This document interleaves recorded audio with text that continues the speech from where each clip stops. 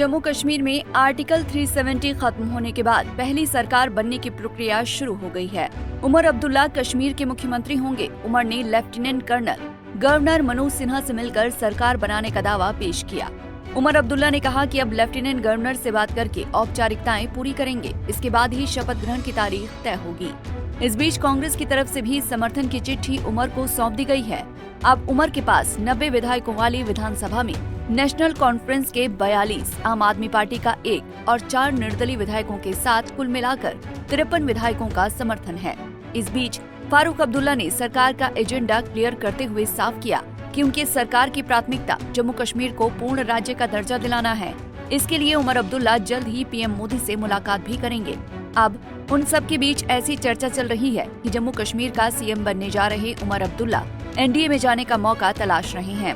उमर ने और उनके आगे बदलती सियासी परिस्थितियों ने ऐसा इशारा किया है कि वो बीजेपी या कहें कि एनडीए के करीब होते दिखाई दे रहे हैं। साथ ही राजनीतिक विशेषज्ञों की माने तो ये कयास लगाए जा रहे हैं कि 4 निर्दलीय विधायकों के उमर अब्दुल्ला को सपोर्ट करने के ऐलान के बाद कांग्रेस की स्थिति बहुत कमजोर हो गई है। यानी कि उमर को सरकार बनाने के लिए कांग्रेस के बिना भी बहुमत मिल गया है। नई सरकार में जो दावा कांग्रेस का होता उसे निर्दलीयों ने हथिया लिया है। ऐसे में सवाल ये है कि अब क्या कांग्रेस उमर अब्दुल्ला सरकार में अपने विधायकों के लिए बेहतर मोलभाव कर सकेगी? सवाल ये भी है कि क्या जम्मू कश्मीर में कांग्रेस का पत्ता साफ होने वाला है? दरअसल जम्मू कश्मीर विधानसभा चुनावों में नेशनल कॉन्फ्रेंस और कांग्रेस गठबंधन की जीत के बाद 10 अक्टूबर को उमर अब्दुल्ला श्रीनगर में राजभवन पहुंचे, जहां उन्होंने सरकार बनाने का दावा पेश किया। हालांकि जम्मू कश्मीर में सरकार बनाने जा रही नेशनल कॉन्फ्रेंस के नेता उमर अब्दुल्ला ने इन दिनों कई ऐसी बातें की हैं जो उपरोक्त बात की तस्दीक कर रही हैं। नहीं, उन्होंने अब डिस्कशंस तो हमारी रहती हैं, हम मिलके हुकूमत बना रहे हैं। उनका जो है लेटर ऑफ सपोर्ट हमें हासिल हुआ है और उन्होंने आज अपनी बैठक की। उनकी अपनी बैठक में उन्होंने अपने हाईकमांड को इजाजत दी कि वो सीएलपी का जो है फैसला करें, सीएलपी लीडर का फैसला करें। तो हमने जो अपनी अंदरूनी बातें करनी थी वो हमने की। कश्मीर के सीएम बनने जा रहे उमर अब्दुल्ला ने 10 अक्टूबर को कहा कि उन्हें 4 निर्दलीयों का सपोर्ट मिल गया है और कांग्रेस से भी सपोर्ट की बातें चल रही हैं। इन सब बातों से ऐसा प्रतीत होता है कि उमर अब्दुल्ला के मन में कुछ और ही चल रहा है, क्योंकि इधर कम से कम 3 बार उमर ने ऐसी बातें कही हैं जिससे ये माना जा रहा है कि उन्हें अब कांग्रेस की खास जरूरत नहीं है, बल्कि वो बीजेपी के नजदीक आने को आतुर दिख रहे हैं। और ये सब हुआ है विधानसभा चुनाव जीत कर आए 4 निर्दलीय विधायकों के उमर अब्दुल्ला की पार्टी नेशनल कॉन्फ्रेंस को समर्थन देने के ऐलान के बाद। वैसे जिन निर्दलीयों ने नेशनल कॉन्फ्रेंस को समर्थन दिया है उनका एनसी से ही नाता रहा है। उनमें 2 निर्दलीय तो ऐसे हैं जो उमर की पार्टी में ही थे, लेकिन सीटों के बंटवारे में जब उनकी विधानसभा कांग्रेस के कोटे में चली गई तो वो बागी होकर निर्दलीय खड़े हो गए। इंदरवाल सीट से जीते प्यारेलाल शर्मा और सुरनकोट से चुनकर आए चौधरी अकरम को नेशनल कॉन्फ्रेंस का ही विधायक माना जाना चाहिए। निर्दलीय होने की वजह से उनके पास मंत्रालय पाने का भी दावा बन गया है। उधर एक पक्ष ये भी है कि निर्दलीय विधायकों को अपने साथ लेने का मौका तो कांग्रेस के पास भी रहा होगा। कांग्रेस अगर समय रहते अलर्ट हो जाती तो क्या निर्दलीय विधायक उसके पाले में नहीं आ सकते थे? कांग्रेस की तरफ से ऐसी चूक कोई पहली बार हुई हो तो ऐसा बिल्कुल नहीं है। देर से लिया गया फैसला और लक्ष्य को साधने के प्रति लापरवाही हमेशा ही कांग्रेस पर भारी पड़ी है और जम्मू कश्मीर का मामला बस ताजा तरीन है।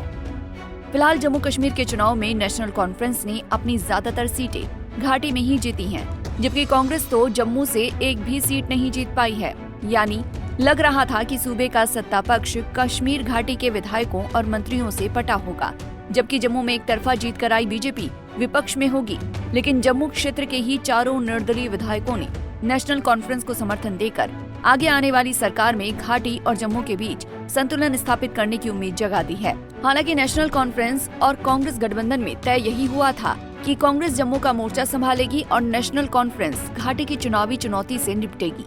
नेशनल कॉन्फ्रेंस ने तो अपना कमिटमेंट जम्मू में कुछ सीटें जीतकर पूरा कर दिया, जबकि कांग्रेस का जम्मू में सुपड़ा साफ हो गया। उसे जो 6 सीटें मिली हैं वो भी घाटी में ही मिली। जम्मू कश्मीर के नतीजे हरियाणा विधानसभा चुनाव में बुरी तरह झुलस चुकी कांग्रेस के लिए मरहम का काम कर रहे थे, क्योंकि नेशनल कॉन्फ्रेंस और कांग्रेस गठबंधन को बहुमत हासिल हो गया था। ऐसे में जम्मू कश्मीर में 42 सीटें हासिल करने वाले उमर अब्दुल्ला ने 4 निर्दलीयों का समर्थन हासिल करके सरकार बनाने के लिए जरूरी बहुमत जुटा लिया है। अब कांग्रेस का समर्थन मिलना बस औपचारिकता भर रह गई है। सूत्रों के मुताबिक कांग्रेस सरकार में 2 मंत्री पद और विधानसभा में डिप्टी स्पीकर का पद मांग रही है। हालांकि एनसी कांग्रेस को सिर्फ 1 मंत्री पद देने को तैयार है। सरकार बनाने की इस उठापटक में कांग्रेस की आराम तलबी उसे भारी पड़ती नजर आ रही है।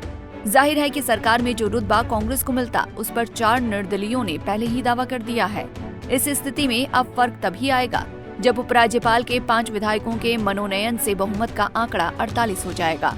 फिर भी निर्दलीयों के आगे कांग्रेस विधायकों की हैसियत कम ही रह जाएगी। ऐसे में सवाल ये है कि क्या कांग्रेस को अपने विधायकों को सरकार में बेहतर पोजीशन न दिला पाने की कीमत चुकानी पड़ेगी।